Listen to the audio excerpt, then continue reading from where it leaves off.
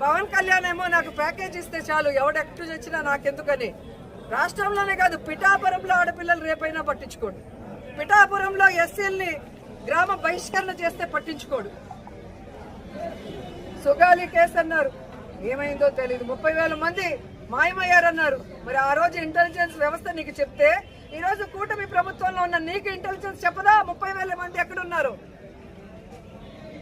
చంద్రబాబు నాయుడు ఎదురుగా నించొని ప్రజలకి వెన్నుపోటు పొడిచిన కట్టప్ అయితే, సైడ్ నుంచి పొడిచిన కన్నింగ్ కట్టపులు పవన్ కళ్యాణ్ అండ్ లోకేష్ అని కూడా ఈ సందర్భంగా తెలియజేసుకుంటున్నాను. సో ముగ్గురికి నేను చెప్తున్నా, మీరు ప్రజలకు వెన్నుపోటు పొడిస్తే సైలెంట్ గా వెళ్లే పరిస్థితి లేదు. ప్రజలకి అంటగా జగనన్న ఉన్నాడు, జగనన్న వెనక మేమందరం ఉన్నాం. జగనన్న సైనికులుగా మీ ప్రభుత్వం మెడలు వంచుతాం. ప్రజలకు మీరు ఇచ్చిన హామీలు నెరవేర్చేంత వరకు ముఖ్యంగా రైతు బాగుంటే రాష్ట్రం బాగుంటుందని నమ్మిన వ్యక్తులు వైఎస్ఆర్ గారు, జగన్మోహన్ రెడ్డి గారు. రైతు బాంధవులుగా వాళ్ళకి కావాల్సినవన్నీ చేశారు.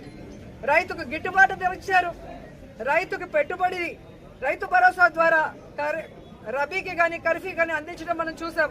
అలాగే వాళ్ళ గ్రామాల్లోనే వాళ్ళకి నాణ్యమైన విత్తనాలు గాని ఎరువులు గాని వ్యవసాయానికి సంబంధించిన పనిముట్లనన్నీ కూడా రైతు భరోసా కేంద్రం ద్వారా ఇవ్వటం జరిగింది. 5 ఏళ్లలో ఏ రోజు రైతు రోడ్డెక్కలేదు. మాకు అన్యాయం జరిగిందనో, మాకు గిట్టుబాటు ధర రాలేదని రోడ్డెక్కల. కానీ తెలుగుదేశం పార్టీ అధికారంలోకి వచ్చిన తర్వాత మిర్చి రైతులు రోడ్డెక్కారు, మామిడికాయ రైతులు రోడ్డెక్కారు, పసుపు రైతులు రోడ్డెక్కారు. ఎందుకంటే ఎక్కడా కూడా దేనికి గిట్టుబాటు లేదు.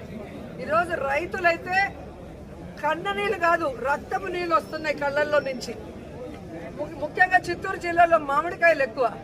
మామిడికాయకి రేట్ లేక కనీసము 5 రూపాయలు అంటే కోసే కూలీ కూడా రాకుండా ఈరోజు వాళ్ళు ఇబ్బంది పడే పరిస్థితి వస్తే పట్టించుకునే నాదుడే లేదు.